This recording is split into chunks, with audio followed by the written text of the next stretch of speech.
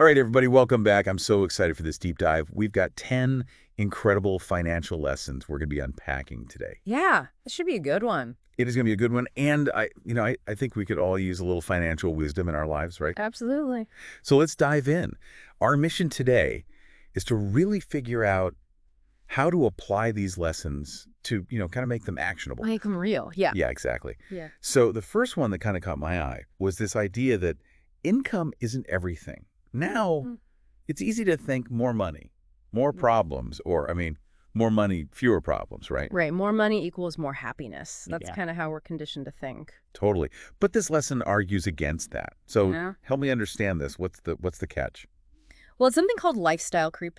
It's a sneaky thing. It happens when we get a raise or a bonus. And instead of saving or investing that extra money, Yeah. we tend to level up our spending. Yeah. Like suddenly we need a bigger house or a nicer car or Nice. we're eating out every night. So it's like our expenses are just growing right alongside our income. Exactly. And then we find ourselves stuck in this cycle of working more to make more, but never really getting ahead. So it's not about how much you earn, it's about how much you keep. Exactly right. I love that.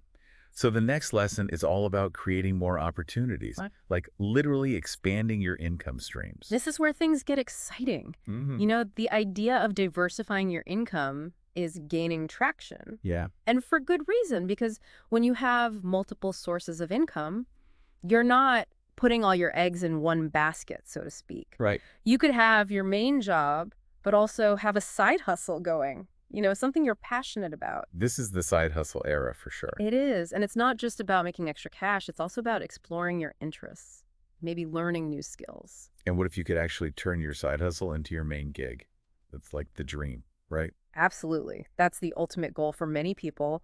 And it's definitely possible with hard work and a little bit of luck. So much of this is mindset, I'm realizing. Yeah. The next one really resonated with me. Invest in yourself. Now, when we talk about investing, we usually think about, stocks and bonds. Right. Traditional investments. But how do you invest in yourself in the context of personal finance? This is where you treat yourself like the asset you are. Invest in your knowledge, your skills. Oh, I like that. Because ultimately, that's what determines your earning potential. Makes sense. So think about taking courses, attending workshops, anything that can enhance your skill set and make you more valuable in the job market. Just like upskilling yourself, right? Like constantly kind of being in beta mode, learning, evolving. Yes. And the best part is that this type of investment pays dividends for years to come. Okay, so this next lesson was a bit controversial. Say yes to everything early in your career. Now, I get that building experience is important, but Yeah. isn't there a risk of burnout if you're just saying yes to everything? That's a valid concern. It's not about saying yes to every single thing that comes your way. You have to be strategic. Yeah. Early in your career, it's more about gaining exposure, building connections, even if it means taking on tasks that aren't glamorous. I see. You're essentially paying your dues, Right. but in a way that sets you up for future success. So it's like you're planting seeds, right? And, Yeah. hopefully they'll grow into something bigger. Precisely. And as you gain more experience, you can become more selective about the opportunities you pursue. This next one's a bit personal, but a lot of financial experts recommend it living with family or roommates. Yeah, that's a tough one. It can be a huge financial advantage, especially when you're starting out or trying to save aggressively. Absolutely. I mean, think about it. You're cutting down on rent utilities, sometimes even groceries. But there's definitely a social and emotional aspect to consider too. Of course. It's not the right fit for everyone, and there might be personal circumstances that make it difficult. Right.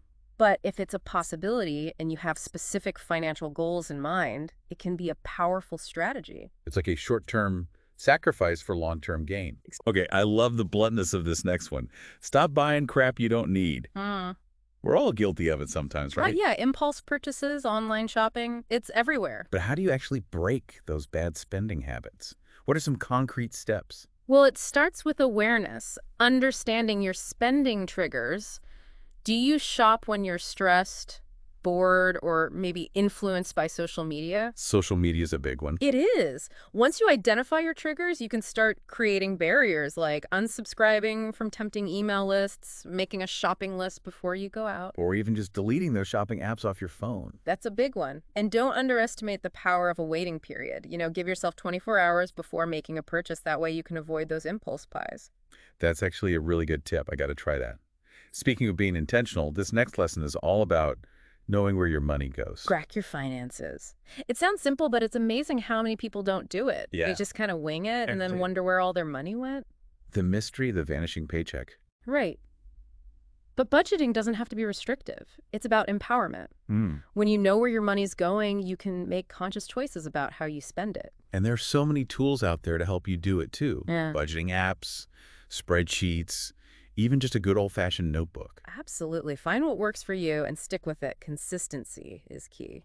I love this next one. It's all about continuous learning.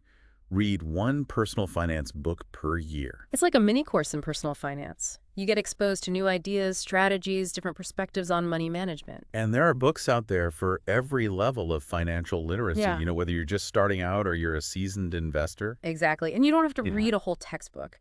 Just pick a book that interests you and dedicate some time each week to reading it. That's like an annual checkup for your finances. I like that analogy. This one's interesting. Color your feed. Is this talking about social media? It is. We're constantly bombarded with images of luxury and excess on social media. And it's easy to get caught up in the comparison game and start feeling like you need to keep up. Oh, for sure. But remember, those curated feeds often represent an unrealistic and unsustainable lifestyle. Right. It's like the highlight reel. Exactly. So take control of your social media experience. Unfollow accounts that make you feel bad about your finances and follow accounts that inspire you and educate you about money. That's such a powerful reminder. And it leads perfectly into our final lesson, celebrating your progress. Yes, it's so important to acknowledge your wins no matter how small they may seem. Because it's easy to get caught up in that, I need to do more. I need to achieve more. It's all about progress, not perfection. I love that. So if you paid off a credit card, hit a savings goal, celebrate it. Those small victories keep you motivated and on track toward your bigger financial goals. It's all about building momentum and creating positive reinforcement. It's been incredible diving into these lessons with you.